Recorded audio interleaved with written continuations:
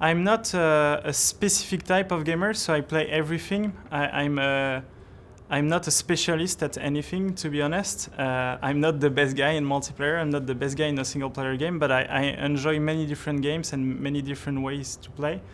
It's true that I often liked playing with my friends, so that was a drive for me, the social play rather than playing alone during the night in front of your screen, even if I like that today.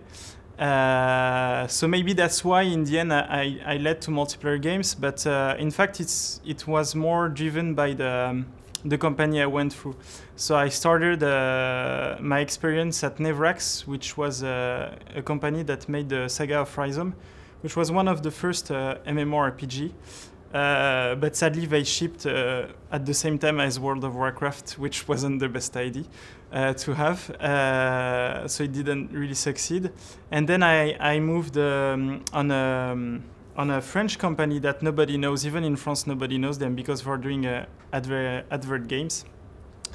And those guys were doing advert games like MMORPGs, but in through the advert game scope. So we had two MMORPGs. We had one that was like a futuristic racer type, F-Zero type MMO, which you never saw in an MMO at this time.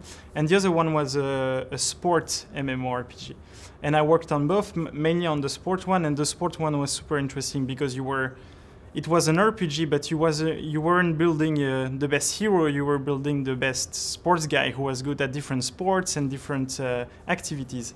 And I learned a lot on multiplayer games, on MMOs, and on online constraints, and multiplayer gameplay and adversarial gameplay.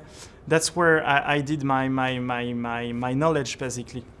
And then I moved on to Ubisoft, where they hired me for that. In fact, for the online view.